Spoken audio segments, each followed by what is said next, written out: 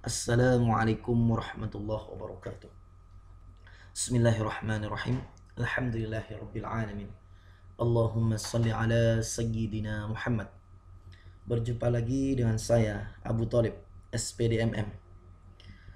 Pada hari ini kita masuk dalam perkuliahan decision making dan kita akan membahas analisis SWOT.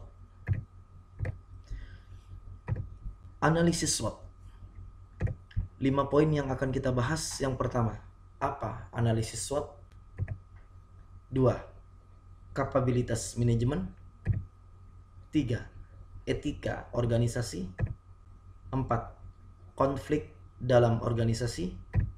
Dan yang kelima, gaya manajemen sinergistik. Poin yang pertama, apa analisis SWOT? Analisis SWOT adalah suatu metode dalam perencanaan strategik yang dipakai untuk mengidentifikasi 4 faktor utama yang mempengaruhi kegiatan organisasi sepanjang masa.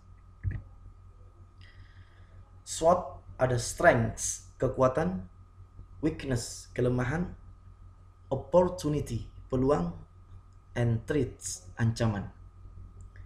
Strengths and weakness merupakan faktor internal, yang mana kekuatan adalah situasi dan kemampuan internal yang bersifat positif yang memungkinkan organisasi memiliki keuntungan strategik dalam mencapai sasarannya.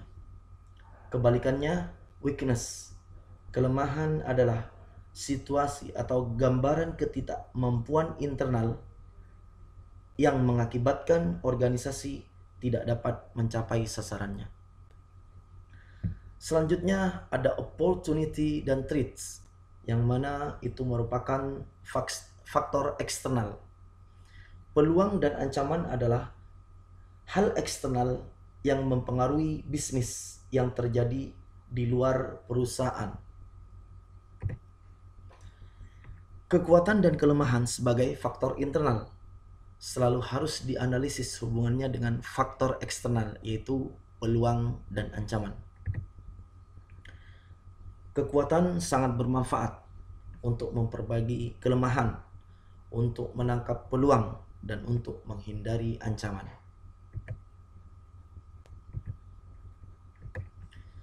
Analisis SWOT adalah satu pekerjaan yang cukup rumit dan berat. Namun hanya dengan itu alternatif strategik dapat disusun. Kegagalan menganalisis berarti gagal dalam mencari relasi dan titik temu antara faktor-faktor strategik dalam lingkungan internal dan eksternal, dan juga berarti gagal mencari hubungannya dengan visi, misi, tujuan, dan sasaran organisasi. Analisis SWOT tetap menjadi tugas pokok dari kelompok koalisi eselon atas dan belum bisa didelegasikan kepada eselon bawah. Eselon bawah berperan dalam menyediakan data yang diperlukan untuk mempertajam analisis SWOT. Dengan analisis SWOT, keputusan-keputusan strategik yang baik dapat dihasilkan. Keynes pada tahun 1992 menyampaikan, kegagalan dalam mengaitkan faktor internal dengan faktor eksternal dipandang sebagai masalah penting dalam analisis SWOT.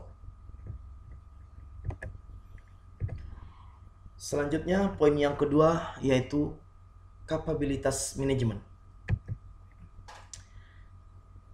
Kapabilitas manajemen berkaitan dengan kemampuan para eksekutif, para CEO, para manajemen eksekutif puncak mengantisipasi atau memberi reaksi terhadap diskontinuitas dalam lingkungan organisasi. Sejauh mana manajemen memberikan respons terhadap peristiwa-peristiwa dalam lingkungan. Ansop dan McDonnell pada tahun 1990 menyampaikan, respon manajemen dapat diterangkan melalui 3 atribut kapabilitas, yaitu iklim, will to respond, kompetensi, ability to respond, and then kapasitas, volume of response. Iklim adalah kemauan manajemen untuk memberikan respons terhadap perubahan dalam lingkungan. Kemudian kompetensi adalah kemampuan manajemen untuk memberikan respons.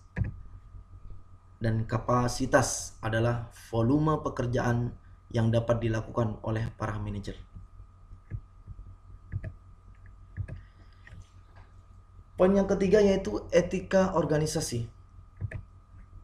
Dalam etika organisasi, saya akan membahas terkait aktivitas yang dapat dianggap melemahkan posisi organisasi. Yang pertama, ruang kantor untuk kepentingan pribadi. Kedua, memberi pelayanan tersendiri bagi orang atau kelompok tertentu. Ketiga, menghalang-halangi pencapaian efisiensi organisasi. Yang keempat, tindakan memihak dalam pelayanan. Yang kelima, membuat keputusan organisasi di luar jalur organisasi. Dan yang keenam, membuka rahasia organisasi. Poin yang keempat yaitu konflik dalam organisasi. Doktorov pada tahun 1977 berpandangan konflik sebagai the mother of change, yaitu ibu dari perubahan. Bila ada dua orang sedang berinteraksi, tidak tertutup kemungkinan mereka berbeda pendapat. Berbeda sama Benjamin Pinks pada tahun 1989. Sumber konflik dalam organisasi umumnya disebabkan oleh sumber daya yang kurang. Bukan saja kurang, tetapi kadang kurang bermutu.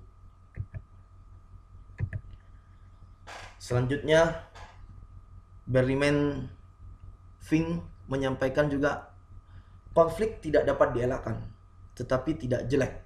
Malahan biasanya diperlukan karena dapat membangkitkan semangat, menantang, dan sesekali menyenangkan.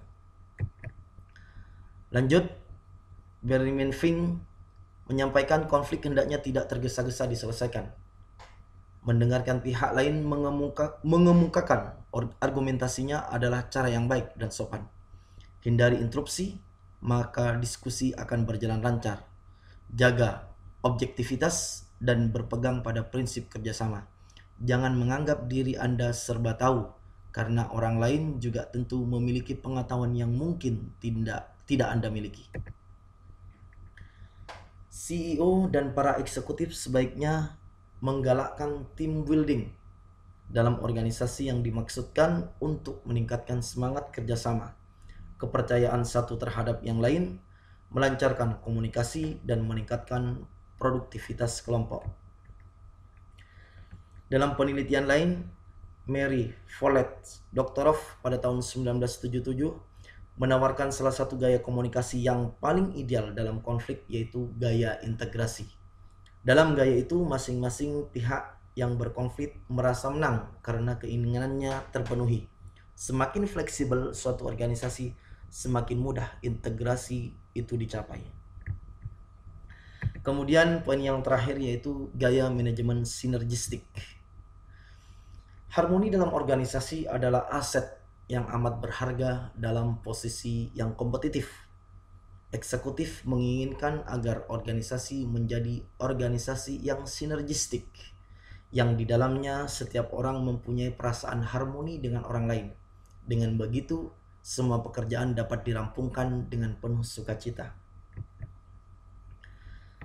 Doktorov pada tahun 1977 menyampaikan, persyaratan utama bagi suatu iklim sinergi yang ideal adalah kepercayaan, komunikasi yang efektif, umpan balik yang cepat, dan kreativitas. Tugas utama CEO dan manajer-manajernya dalam gaya manajemen yang sinergistik yaitu berusaha membangkitkan kepercayaan antar karyawan dan antar manajemen sendiri. Sehingga kita bisa simpulkan sinergi adalah salah satu sumber kekuatan organisasi yang ampuh. Sinergi bahkan seringkali dipakai untuk memperlihatkan perbedaan antara sukses dan kegagalan. Sinergi adalah kunci kemampuan untuk bertahan, dan kunci kemakmuran sinergi adalah segala-galanya. Berikut yang disampaikan Corning pada tahun 1986. Demikian, semoga ini menjadi rujukan adik-adik mahasiswa untuk belajar di rumah. Kami akhiri. Wassalamualaikum warahmatullahi wabarakatuh.